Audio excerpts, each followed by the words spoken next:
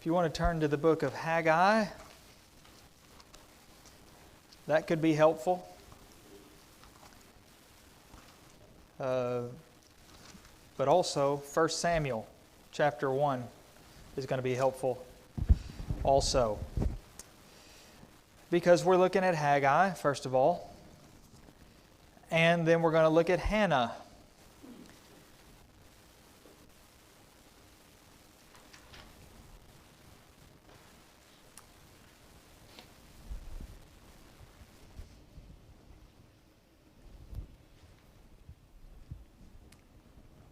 Haggai,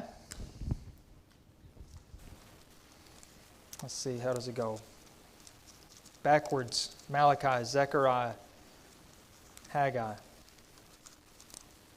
It's the easiest way to get there. Starting from Matthew.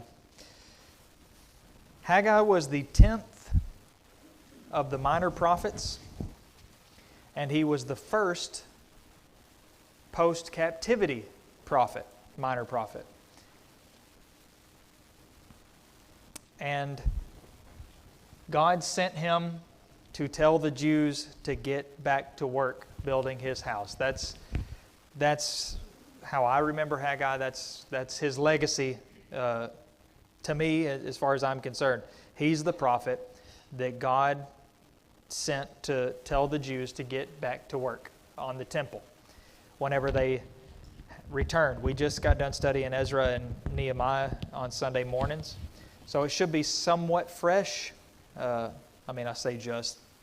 This is the 5th week in 2 Corinthians, but they were building the temple, started to build it, then they stopped because of pressure, and then they stayed away from the work for 16 years or so. So God was going to send Haggai there to tell him to get back to work. That's pretty much it.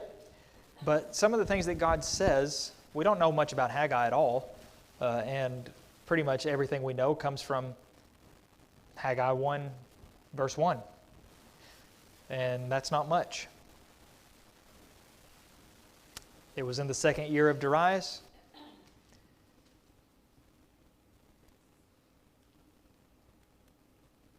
That's pretty much it. We don't know much about his background, about his parents, or anything. He was a contemporary with Zechariah. So there's a time connection there. But here's what God said. The main thing we know about Haggai was what he preached, what his message was. And that was this. These people say, thus says Jehovah of hosts, actually, these people say the time has not yet come to rebuild the house of Jehovah. Is it a time for you yourselves to dwell in your paneled houses while this house lies in ruins? Now therefore, consider your ways. So he rebukes the people, tells them that they were too busy working on their own things, and that they needed to get back to work building God's house. And Haggai preaches today, because you just change the temple to the church, and you've got a very fitting and appropriate sermon for today. We're supposed to be building God's house, but too many times we're too busy working on our own things.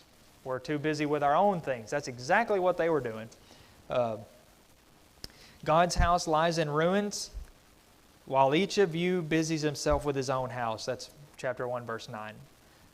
And we can look around today at the church and wonder, why is it struggling? Why are we, waning away, and so on and so forth? Well, I think one of many diagnoses, I guess, could be each Christian is busying himself with his own house instead of God's house. Yep. It is interesting how when he says, when you lose your purpose, the reason, man, you're here is to serve God and keep his commandments.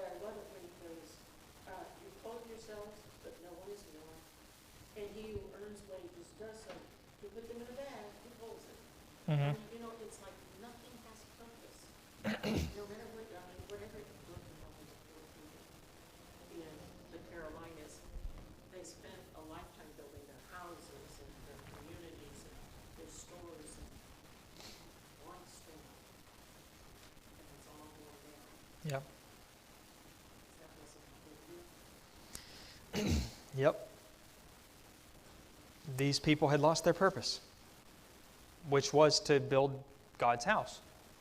That was the only, it's not that they weren't allowed to do anything else, but that's the only thing that God told them to do.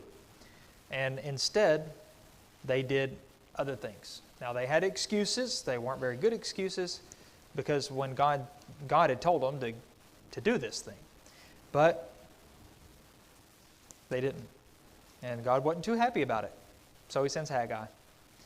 And it is very fitting, very powerful. Danger of lapsing, 5 lessons here, in addition to the lessons that I just sort of put together.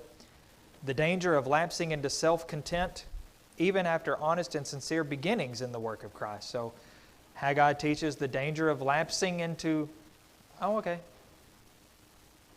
I'm all right where I am. That's not the kind of contentedness that Paul encouraged and that he said he had learned to be. This is more of a pat on the back. You know, I'm fine just the way I am. Even if we started doing the work of Christ. The time for blessing is always at hand. They said the time has not come. God said the time is now. And they would have been blessed if they had just done it. They were the only hindrance to God's blessing, they themselves.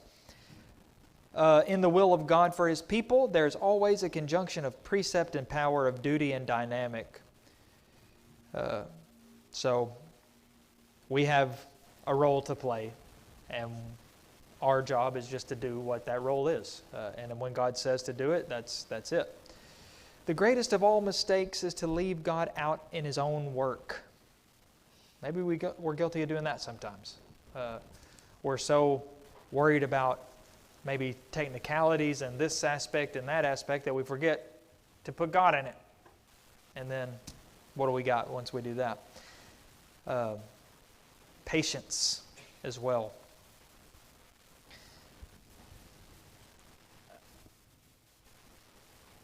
Could go into more detail, but we're not going to. We're going to look at these. Here's the lesson, main lesson from Haggai. When God says it's time to do something, it's time to do it. Period. No ifs, ands, or buts. God says it's time, it's time. Man has no right to say, it's not the time, like they tried to do.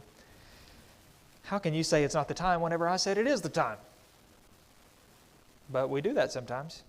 Number 2, God expects His people to be busy building His house.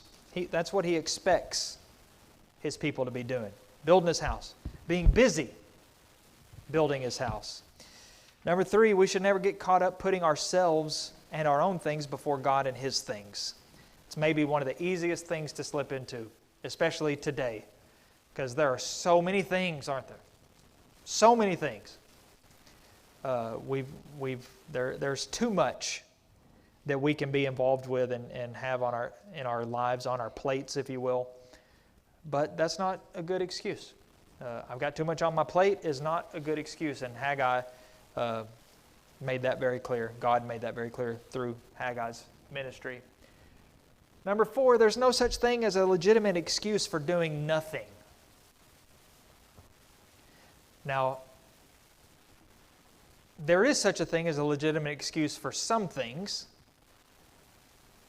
but not for doing nothing. I may not be able to do this thing, and I have a legitimate excuse for not being able to do this thing, but if I'm doing nothing, I've got no excuse. Because just because I can't do this thing doesn't mean I can't do anything. So there is no legitimate excuse for doing nothing. There is something that anybody can do. And we got to make sure we know what that thing is. Know ourselves enough to know what that thing is, or maybe the way that I can effectively do the thing. Yep. But he explicitly gave the command that we are not to grow weary of doing good. Mm-hmm. So whenever you're doing something for God, yeah, you may be tired, but you get up and go do it. Yep. And you keep going. And I think it ends with, don't give up. Don't ever give up. Yeah. Yep. Don't grow weary. Almost anything that we do will eventually grow weary of it, whether it's good or bad. Sadly, sometimes we grow weary faster of doing good than we do bad. But whenever you do this, sometimes doing the right thing is exhausting. And in any area of life, and commitment is the key.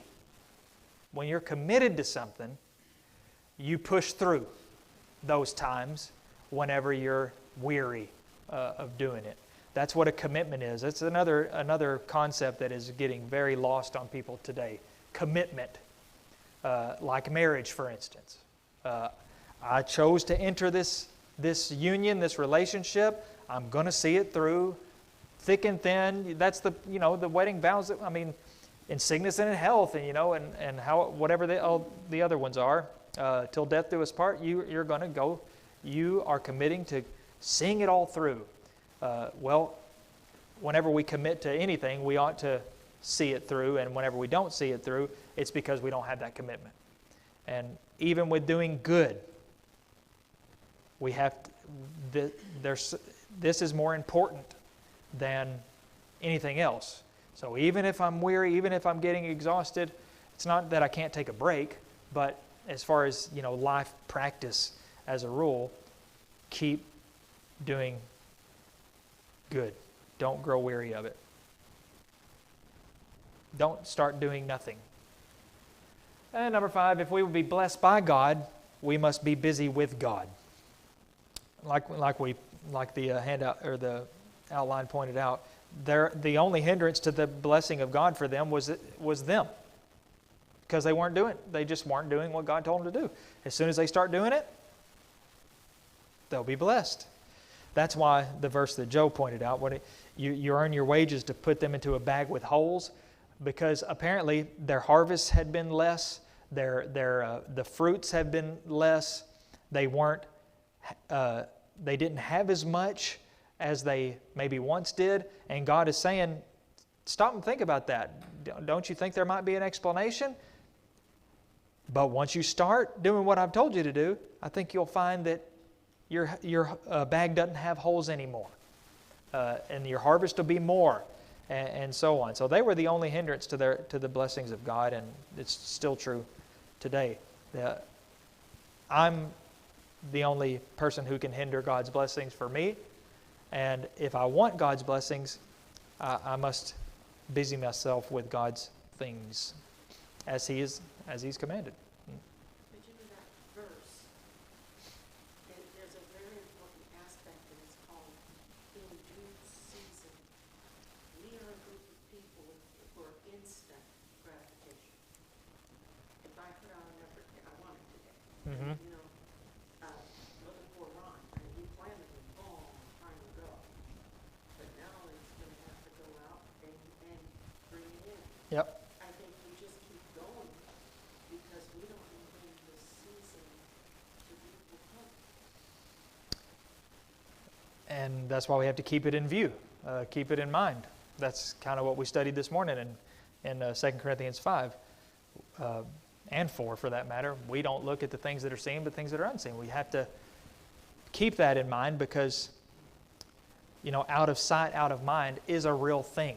It is a real phenomenon of human existence. So if something is out of sight, and these heavenly things are by their very nature out of sight, but that doesn't mean they ought to be out of mind. And so we have to keep them in mind. All right, that's Haggai. Now Hannah.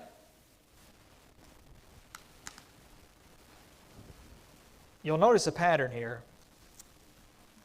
I think the author here is sexist because he wrote like 3 times more for every woman than he did the men. So that's why the handouts have been, and I had to condense it a little bit, I think, to try to fit it into, I never want to go over 6 pages for, or 3 pages front and back for a handout.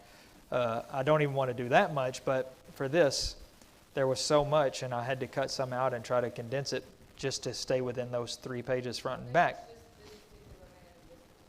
No, it's not. Like I said, there were several years in between when he wrote all the men of the Bible and all the women of the Bible. And I guess there are fewer women to speak of. Maybe that's why he wrote more. But Haggai maybe took up no more than a page, half a page maybe, 3/4 of a page, and Hannah was like 2.5 pages. So in the book. But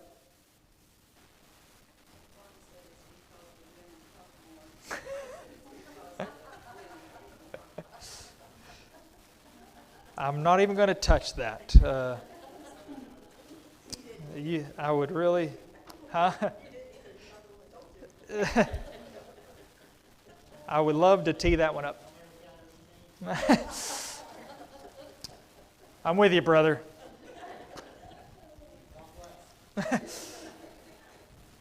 You just proved his point, Debbie. See?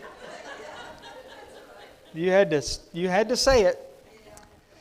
No, I'm just kidding. I don't know why he wrote more for the women, but it's good. I mean, I kind of wish if he had written that the way that he did the women with the men, the book about men would be like 8 books. So there's probably a good reason. Obviously, we're not going to go through all of this, but I would encourage you to read through it maybe at home or on your own, because it is kind of some of it is it's encouraging the way it's written and everything. I have a soft spot for the older generation of writers in the 19th century and early 20th century, I guess. So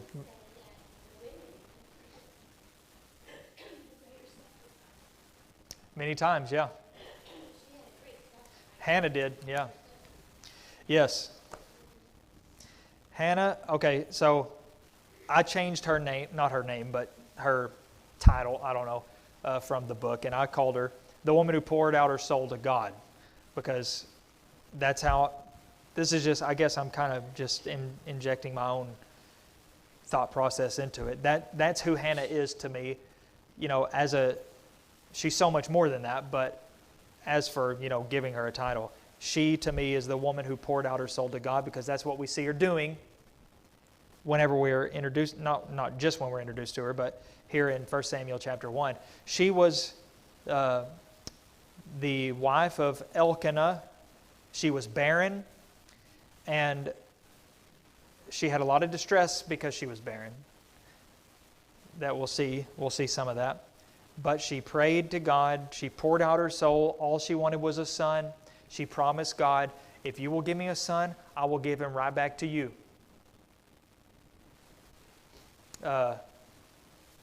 And he gave her that son, and that son was none other than Samuel, the prophet Samuel. So she was Samuel's mother, is who Hannah is. The great prophet, one of the great prophets of the Old Testament, especially in this time period. He kind of occupied his own space, in the time frame here, in the period of the Judges, in the late period of the Judges. So, as we read here, she was his favorite wife. We don't know of any but 2. There are 2 wives mentioned. It says he had 2 wives. We don't know how he came to have the second wife, who was not a very nice woman. Peninnah seems to have been her name. That's what I'm going to call her. She was not barren, but she had children. She bore children to Elkanah. And we cannot underestimate how important it was, especially for a Jewish woman in their culture, to have children. it is not to say that that was the only purpose of women, but from the woman's own perspective, that was the number one thing that, and I think, as far as I'm concerned, that is still a great way to think, that motherhood is something that should be pursued and valued. But it was a great disgrace and reproach and humiliation for women who were unable to do that. So she would have viewed herself as a failure to her husband, and she would have viewed herself as inferior to the other wife. And we'll see just how much distress it caused in this household. Would not have been a very peaceful household. Yep. But in many ways, she is parallel to Abraham.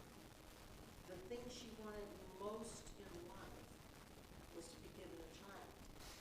And it kind of reminds everybody who has children, they're only children for a little while. They're little people that are loaned to you for a while, because she immediately then, after she made him, gave him over to God as she promised him she would do. And I just, when I was younger, I always felt so sorry for her. It's like, how could you get a child up, just barely being weaned? And it's hard to walk out the door and see him crying for you, let alone. And yet she did that and carried through. Mm-hmm. And obviously she knew that her son and she would be together forever in heaven. But here on earth, she was willing to give him to the Lord immediately. Yep. That's hard. Yeah, she kept her end of the deal, rightly so. But just, we can see the unfortunate fruits of polygamy in the story of Hannah. And this is just with two wives. I don't know, maybe it would be worse with just two wives than with more than two wives, possibly. But it's clearly not the way God intended it to be. And in this dynamic, with a woman that has the kind of heart that Peninnah had, it would have been awful for Hannah, because she looked down on Hannah, and all the while, her husband loved her the most. I mean, he loved her more, even though she was unable to give him children. The way she thought of it probably would have been, she's automatically going to be the favorite because she gave him children, I haven't. But that's not that's not the case. He was obviously the favorite. We know that because it says he gave her a double portion because he loved her, even though Jehovah had closed her womb. Doesn't mean that he didn't love his other wife, but obviously the implication is he loved her more. She was his favorite. And that's probably part of the bitterness of the other wife. But it says her rival used to provoke her grievously to irritate her because Jehovah had closed her womb. Making fun of her because she can't have children. What kind of person does that? A jealous one, a nasty one. Yep, she was jealous because her husband loved her more. You know, maybe she ought to look in the mirror and think, there's a reason why he loves Hannah more than he loves you. If this is the kind of woman that you are, who can blame him if you're this nasty of a person? But you can only imagine how hard that would make her life. Every day she's going to be in the same house with this woman. She's going to see her children.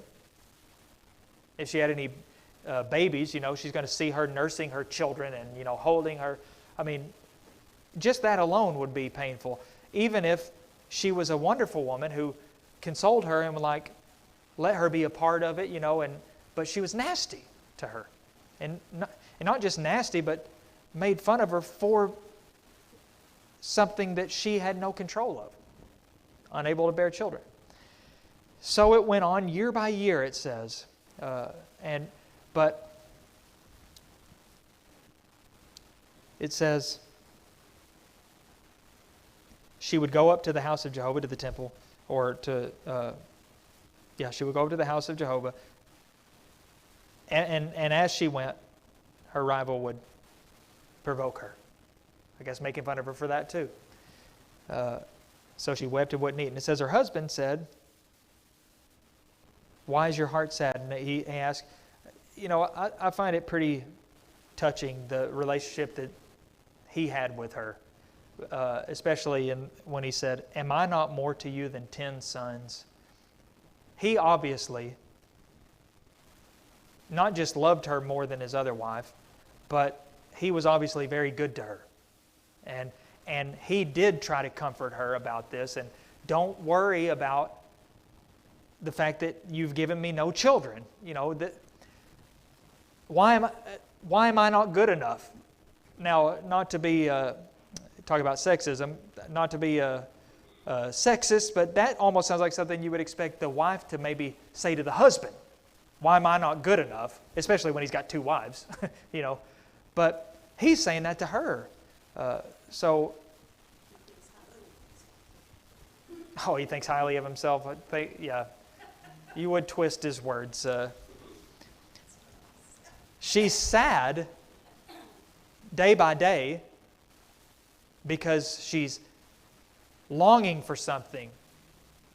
And he's saying, why am I not good enough for you to be happy? I think he has a valid point. But this comforting with the double portion and all of this just shows that he was good to her. I don't think... It shows real care, but also that wouldn't take away the longing of having to be a mother, or that she had to be a mother. Yeah, she still wanted to be a mother. It's not that being a wife wasn't good enough for her. She also wanted to be a mother. And, we can't remove it from how much that other woman made her life misery and rubbed it in her face, and she would have no relief, basically, at any time. So whether she's at home, she's getting, harassed because she doesn't have any children, I guess, and probably all kinds of other petty stuff too, because her husband loved her more. And then if she goes up to the temple or to the house of God to pray, then she's harassing her for that. Oh, you're going to pray to God? Yeah. Good luck, He hadn't done anything about it yet, so just keep on praying. I don't know what the nature of her provocation would have been, but it's clearly connected to her praying as well. So what we read about here is that on one occasion, she used to apparently do this regularly. On this one occasion, she goes and it says she was deeply distressed and prayed to Jehovah and wept bitterly. And she vowed, "If you will give me a son, then I'll give him to you all the days of his life. No razor shall touch his head." That's a Nazirite. She seems to be indicating that I will put him under the Nazirite vow. That may be indicated here, not just the no razor thing. That I don't know what meaning that would have if it was just alone by itself. But I'm going to consecrate him to you forever. In the fullest sense of the term. Not just in a ceremonial way, like I'm giving him to the Lord and, okay, let's go home now. I've given him to the Lord, now I'm going to take him back. But she's vowing that she will literally give him to God. You see, it's not even as much as I want to have a son and I want to be with him every day forever. Just being a mother. She's still a mother if her son is in the house of God being raised and trained in that. That was good enough for her. So that's what she vowed. And it says as she continued praying, Eli observed her mouth because she was speaking. Her mouth was moving, but she was not making any sound. And he mistakenly thought she was drunk. And he said, he called her out on it too. I guess good for him for not being afraid to say something, but bad on him for being a little too hasty and judging a little too early. He said, "How long you go on being drunk? Put away the bottle, woman. paraphrase that last part. She said, "No, I'm not drunk. I have not drunk wine or strong drink. I've been pouring out my soul before Jehovah. I've been speaking out of my great anxiety and vexation." This, to me, is what prayer is. This is the definition of prayer, as far as I'm concerned. The best definition of prayer I've ever heard. Pouring out your soul before God. That's what prayer is. Whether we're asking God for something, whether we're pouring out, venting, thanking God for things, no matter what the nature of our prayer is, it ought to be a pouring out of our soul. And if it's not pouring out of our soul, I would question whether it can be said to be prayer, because that is what prayer is. It is you pouring out your soul to God. And in this case, she was speaking out of great anxiety and vexation. Well, Eli says, "May God grant your prayer." And she went away and she ate. Remember when David fasted, he wouldn't eat when his son was dying. And then as soon as he died, he got up and he ate. Well, what did that indicate? He was comforted in a sense. He was consoled because he had peace in a way, because the child had died and now he was with God, and so on and so forth. There was nothing more he could do. Well, now she is at peace. Nothing's happened yet, except she believed. She had faith in God that He was going to answer her prayer. And then she and her husband went and worshiped before God, went back to the house, and in due time, guess what happened? Hannah conceived and bore a son. There's that "in due time." I think that's a powerful phrase in this context because it shows there was no miracle done here, per se. Eventually, Hannah conceived. Yeah, he opened her womb, which is just another way of saying she conceived. She was able to conceive. He had closed her womb. Now it's not closed anymore. But, he didn't just snap his finger and Hannah suddenly was like Mary, all of a sudden had a baby in her womb growing. But it came about through the natural process of conception. And yet it was done by God. Directly, I might add, by God. And then we see that it says, let's see.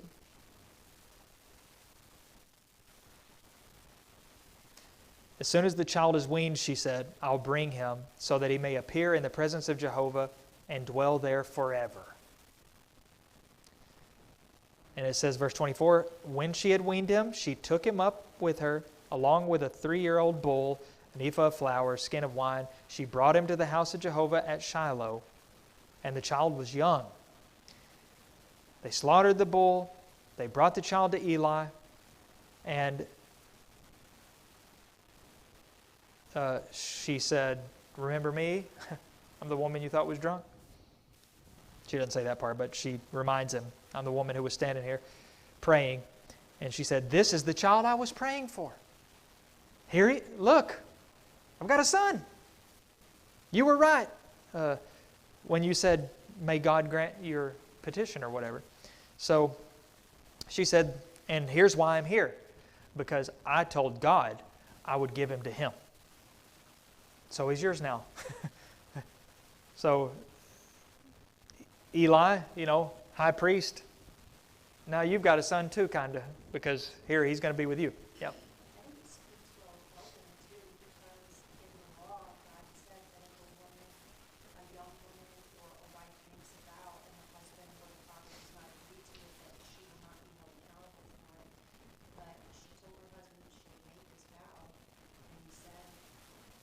Yeah.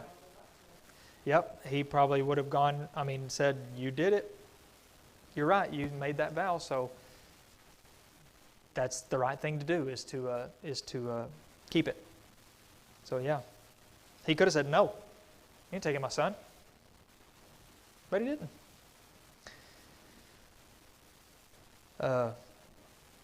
And then chapter 2 is her prayer. Really, not her prayer. I would say more of a song. It's her. It's like a song of praise almost. It's another prayer, but it's on the other side, it's a prayer of thanksgiving for what God has done. And it's the book or the thing points out some similarities between her song and Mary's song in Luke chapter 1. I had to take it out of the handout for reasons I explained earlier because it took up a lot of space. But, there are, it's not like it's exact or anything, but there are similar themes that go sort of, they both go along the same lines, and they were in the similar circumstances, I've been given a son, yeah. The English Standard Version translates it that she lent him her son, L-E-N-T. Yeah. If that carries through, then she must have gone up every year. And even though he was living with Eli, she still had a hand in his training. Is that what that word means or not? The word Lent? Yeah. It's right before this chapter. Yeah, I'm not sure. Yeah. I was looking for that verse and unsuccessfully. 127. Oh no, not that one.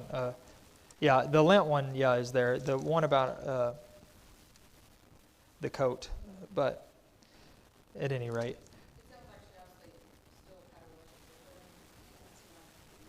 Yeah. It's not that she never saw him again, but she never had him again. Yeah, but permanently.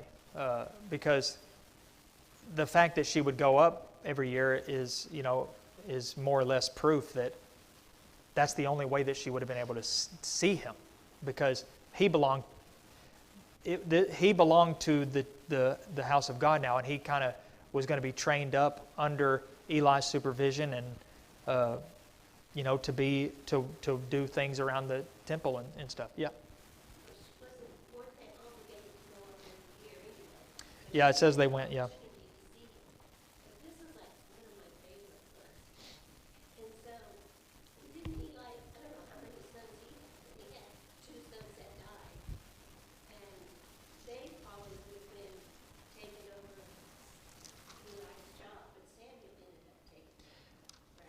Yeah, in a sense, he took maybe one aspect of his.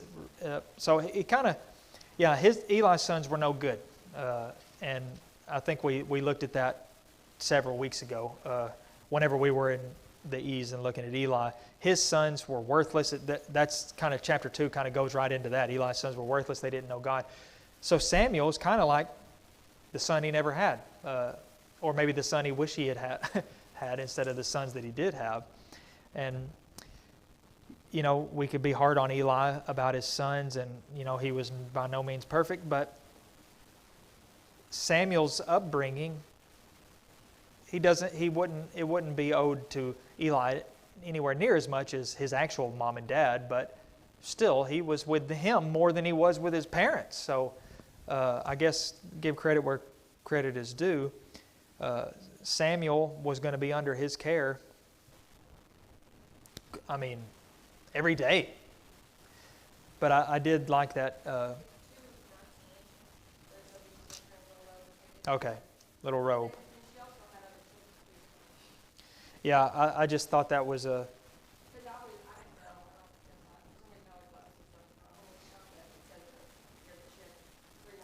Yep. Yeah, it doesn't say when, but it seems, I guess it's one of those 50-50 things. the impression I get in chapter 1 is that at that time, at the time when she gave him up according to her vow, he was her only son.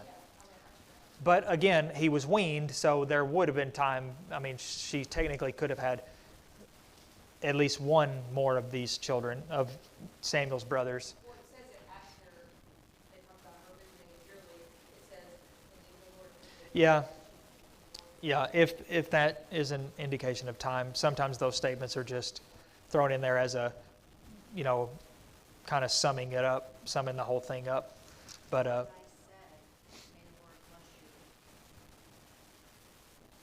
with travel places. oh, okay, yep, there it is. Yeah, the 10:20. And he did. Yep. Didn't the thinking of any widow fall on the children that she had? I mean, isn't that who cares for them? For the children? Generally, that would be the ideal. So if she was childless, it's like, obviously. Who's going to take care of me? Take care of her. Yeah. So, as difficult as it would have been to give Samuel up, we just talked about that idea of commitment. I mean, I vowed this vow, so I'm going to keep my word, even though it means giving my son that God finally gave me. If she didn't want to give him to God, she shouldn't have vowed to give him to God, But she saw it through, and guess what? He didn't just give her a son to replace Samuel. She had 3 sons, 2 daughters. 5-fold. Not that Samuel was actually replaced, but I just thought that was a very, like the handout says, it's a very human touch to just get that little detail of his mom used to make him a little robe and take it to him each year. Just, there's no point in that detail being in there. It doesn't really serve any purpose, and yet it stands out as such a real life. It just puts a picture in your head of a mother with her son, and she made this little robe or coat or whatever it was, and every year I guess she'd go take him one whenever they went up for the yearly sacrifice. So